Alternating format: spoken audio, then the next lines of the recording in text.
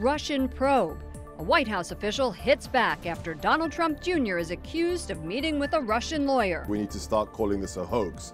This is the Russia hoax.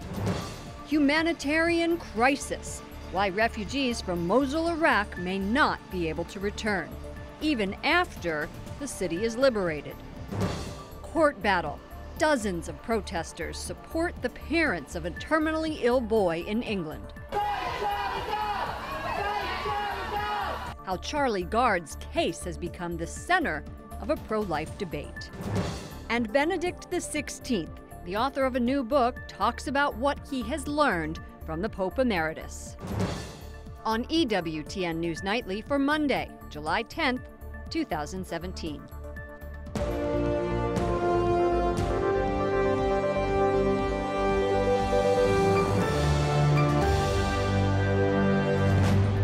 Good evening from Washington, D.C., and thank you to those of you joining us from around the world for news from a Catholic perspective. I'm Lauren Ashburn.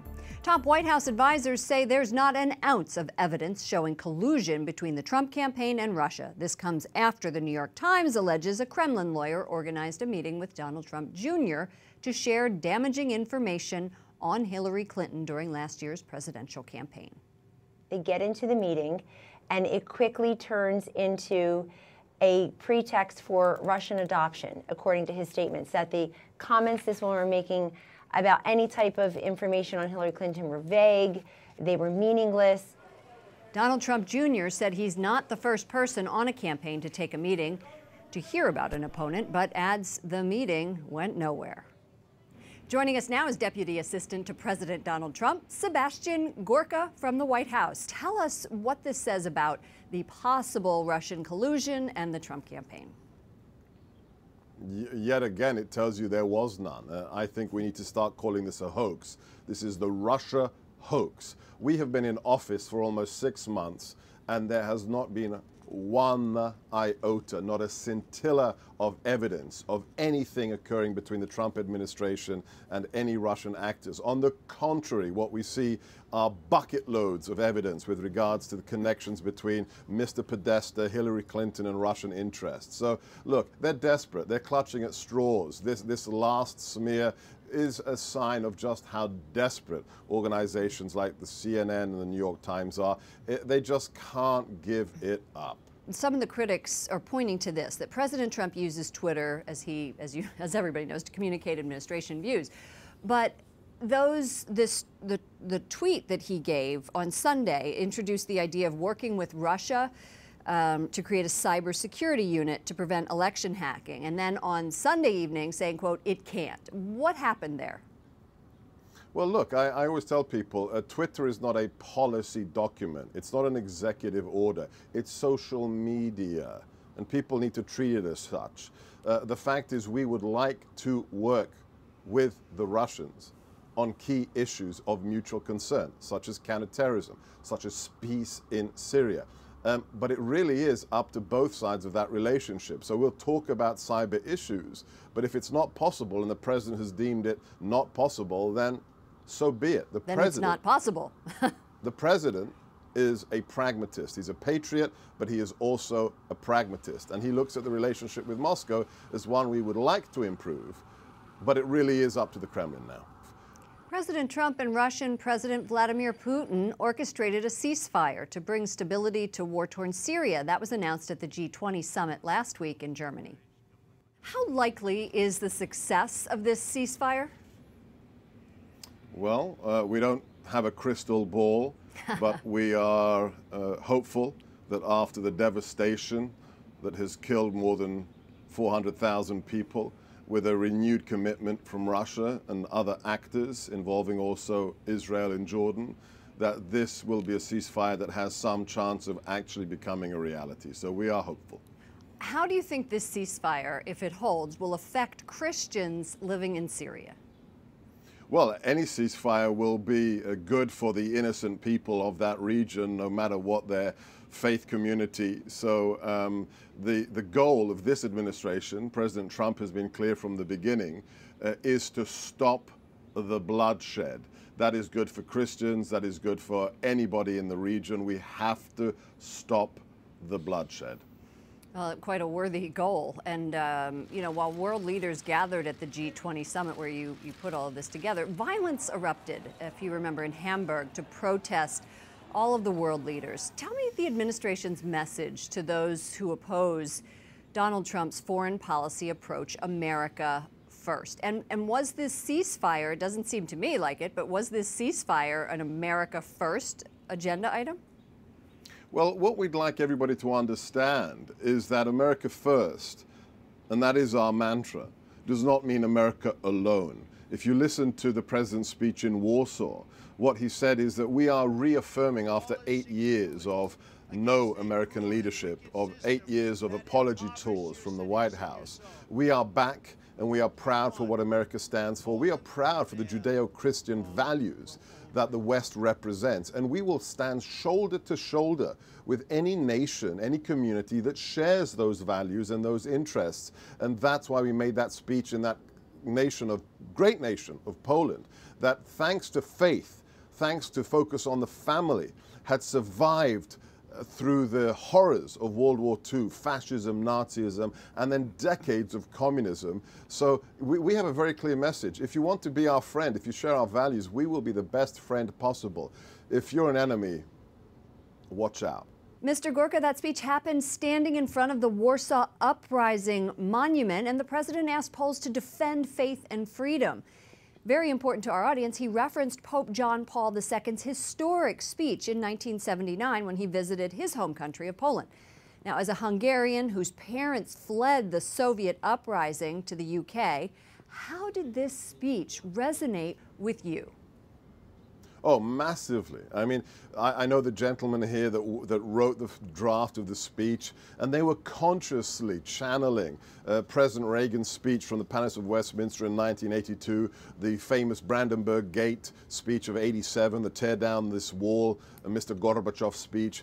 And we're back to that moment in history where we are re-emphasizing what it is that makes Western culture so special, what the founding values of 1776, the things that the Hungarian revolutionaries fought for in 1956, the people, the issues, the values that the brave Polish workers of Solidarność, of the Solidarity movement were demonstrating for during the years of martial law in Poland. So for me, it was, you know, I'm biased, but it was a home, was a home run. And for the Polish, oh my gosh, look at that community, look at that audience. It was absolutely a home run. Sebastian Gorka, Deputy Assistant to President Trump, thank you so much for joining us. God bless, thank you. With only 3 weeks until the August recess, President Trump is pushing Congress to pass a health care bill. Correspondent Mark Irons reports from the White House. Good evening, Mark. Good evening, Lauren. Today, the White House says President Trump is confident the new health care bill will be good for all Americans, not just his political base. The president wants Republicans in the Senate to follow through on their promise to roll back Obamacare. President Trump issued a warning to lawmakers this morning, pressing Republicans to repeal and replace Obamacare. He writes, quote, "I cannot imagine that Congress would dare to leave Washington without a beautiful new health care bill fully approved and ready to go." But Senate Republicans are scrambling to salvage their current health care proposal. At least 10 Senate Republicans have publicly stated that they oppose the GOP bill in its current form. It's an issue President Trump campaigned on, and now he says Republicans finally have their chance. At today's off-camera White House briefing, Mark Short, the White House Director of Legislative Affairs, says that the administration is willing to work with Democrats on health care. Is this a new White House talking point? We also heard this over the weekend. Yes, Mark Short says bipartisanship is the key, and they have not seen a willingness for bipartisanship yet from the Democrats. He doesn't believe it will be possible while the Obamacare repeal is still pending. We're going to talk to the Heritage Foundation about efforts for bipartisanship later in the program. But Mark, I understand the president's nominees were also a big topic at today's off-camera press briefing. That's right. Mark Short is charging congressional Democrats with using obstruction tactics to keep the president's nominees to positions across the administration from being confirmed.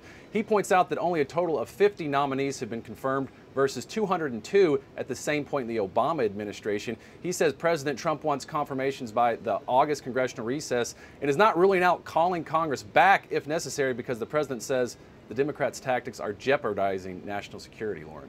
Correspondent Mark Irons at the White House. Thank you, Mark. A British court gives the parents of 11-month-old Charlie Gard a chance to present fresh evidence that their terminally ill son should receive experimental treatment. A British hospital wants to take Gard off life support since a genetic disease has left him brain damaged and unable to breathe on his own. But protesters defend the family's right to make those decisions. Pope Francis and President Trump have both shown their support for Charlie. The Vatican Children's Hospital even offered new evidence of a treatment that could help the infant's condition. Charlie's mom just wants to give him a chance. We're more hopeful now, but obviously we've been through absolute hell, all these court cases, and we want what's best for our son. The new hearing is set for Thursday, but the judge warned the family they would need new evidence before then, showing that Charlie would benefit from outside treatment. Iraqi forces retake all of Mosul from the Islamic State. That's according to Iraq's prime minister and the U.S.-led coalition. National security correspondent Wyatt Goolsbee has the details from the Pentagon. Good evening, Wyatt. Good evening, Lauren. The United Nations says thousands of Mosul residents will not likely be able to return to their homes because of extensive damage. The city has been under ISIS control since 2014. The hard-fought liberation has many Iraqis rejoicing tonight. Iraqis across the country are celebrating, from Baghdad's Liberation Square to western Mosul. Iraq's prime minister arrived in the nation's second-largest city, declaring total victory in a nearly 9-month battle against ISIS. Drone footage shows widespread devastation, with buildings reduced to rubble and smoke billowing into the sky. Humanitarian workers from Europe are helping residents who are now refugees. In West Mosul, the devastation is almost complete. But what we need to remember is that there's a very large area around Mosul and other areas in other parts of the country that have also been devastated by this conflict. Nearly 900,000 people have been displaced since the operation to retake the city started last October. They're in desperate need of food and water and medical needs as well. In fact, we're seeing people who are quite thin, emaciated, and people who are injured from the fighting. Iraqi police and the military are still looking for those who may still be trapped in the rubble. Earlier this year, Archbishop Bashar Warda of nearby Erbil told our Lauren Ashburn the military must do more to protect religious minorities, including Christians. He says Christians are critical to a peaceful future in Iraq. We expect from Christians to give Jesus Christ. So I do believe that Jesus is needed, and we need Christians to give Jesus. This is the solution for all of this violence. Iraqi commanders say hundreds of ISIS fighters remain inside small pockets in the city and are using women and children as human shields in a fight to the death. Even today, Humvees have been ferrying wounded soldiers out of the old city in order to get to field hospitals. Lauren? Those pictures, Wyatt, they are just devastating. Why is it so important, other than saving human lives, to take back Mosul? Well, Lauren, Mosul is the first major city in Iraq that ISIS captured back in 2014. ISIS leader Abu Baghdad al-Baghdadi declared the creation of his caliphate from the city, so it's symbolic. But also for years, Mosul has been the bureaucratic and financial hub or backbone of ISIS, if you will. So by Iraq taking back the city, forces there are hoping that this will cut off ISIS' ability to resupply militants in the region. Lauren? Great reporting, Wyatt. Thank you. Wyatt Goolsbee at the Pentagon. A top advisor to Pope Francis touches down in his native Australia to fight sexual abuse charges against him. Cardinal George Pell rejects the allegations and says he is innocent. Australian police say there are multiple charges, but have not released any more details. The 76-year-old has taken a leave of absence from his work at the Vatican as finance chief. The Pope thanked Pell for his honest work and collaboration. Coming up, healthcare compromise, what Catholics would like to see included in the Obamacare repeal.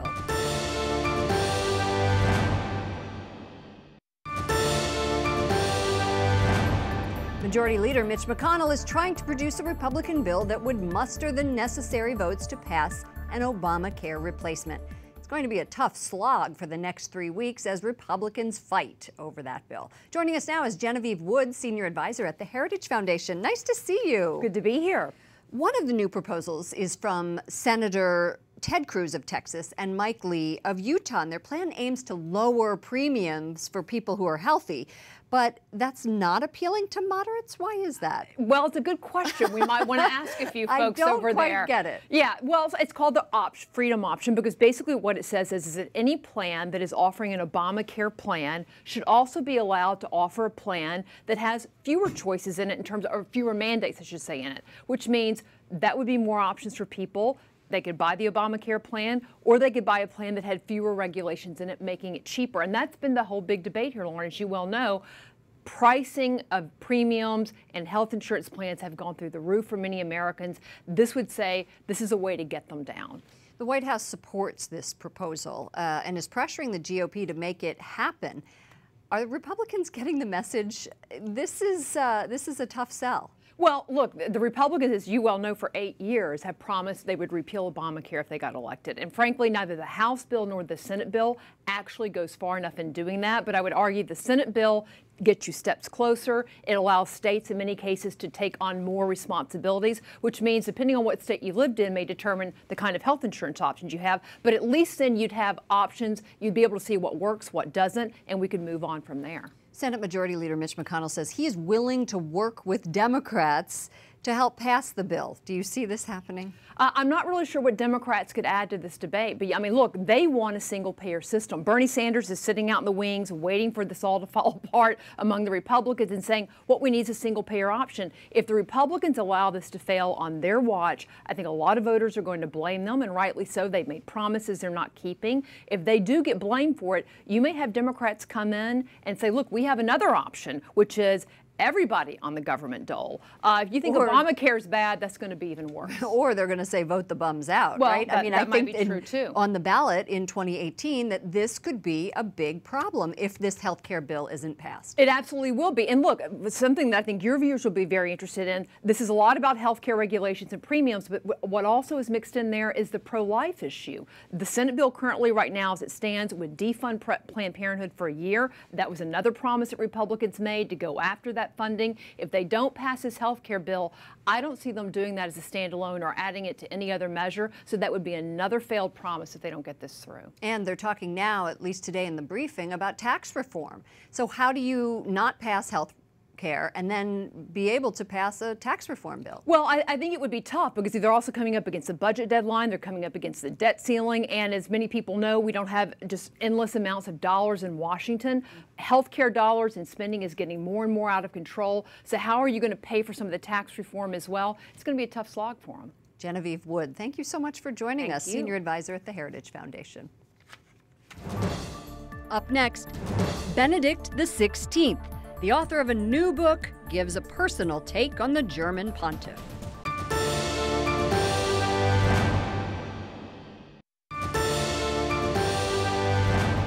Pope Francis tells an Italian newspaper he fears dangerous alliances between world powers that have a distorted vision of the world. And he's mentioning the U.S. Dr. Matthew Bunson, an EWTN senior contributor, joins us now.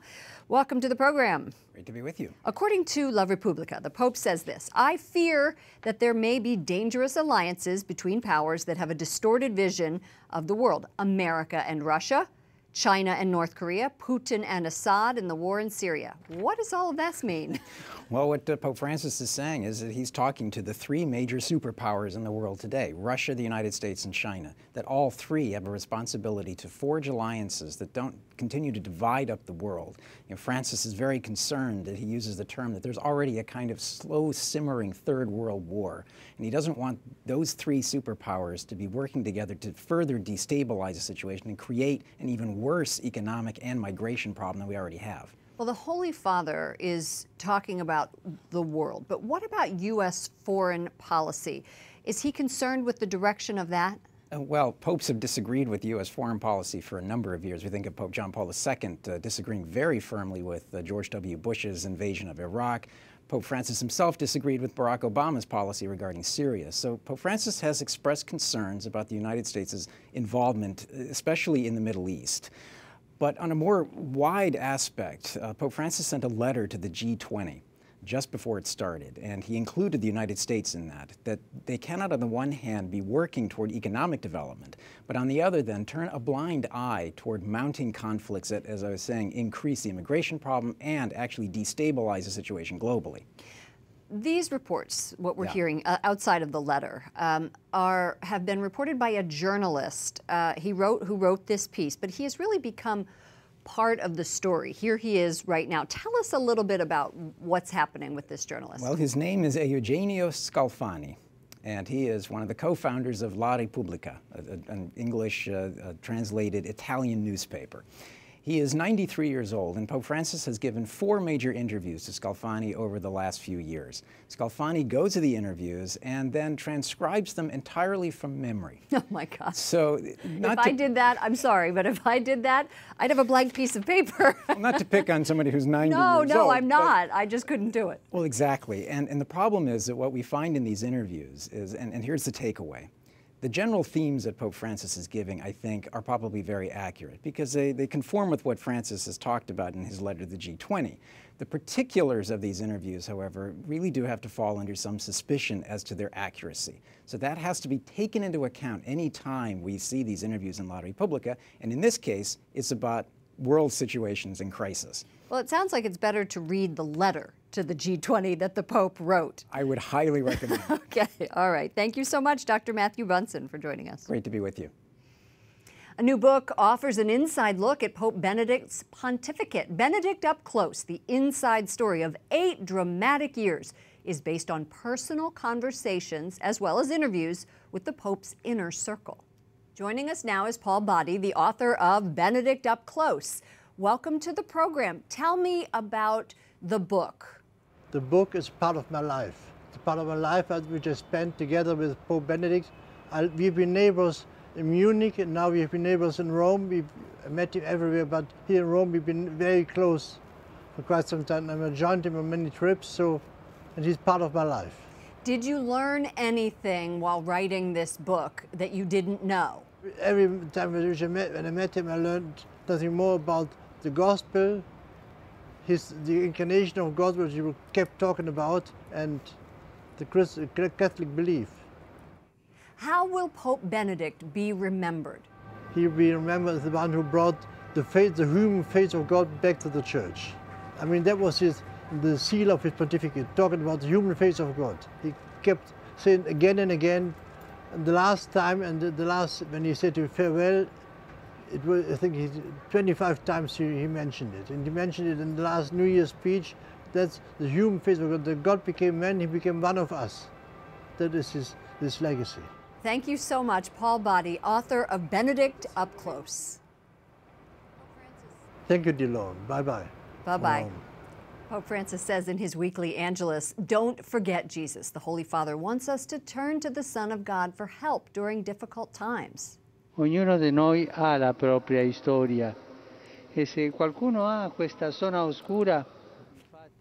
The Pope addressed a group of pilgrims at the Vatican yesterday, and he told them they were courageous for coping with the summer sun and the heat in the piazza. And I have been standing in that heat, and let me tell you, it can be brutal. Even in Castel Gandolfo, where his summer home, where they have canopies, it is hot. On this hot summer day in Washington, D.C., we thank you for watching. For all of us here at EWTN News Nightly, to all of you around the world, I'm Lauren Ashburn. Don't forget, follow us on Facebook and Twitter for behind-the-scenes information. I'll see you again tomorrow. Good night, and God bless.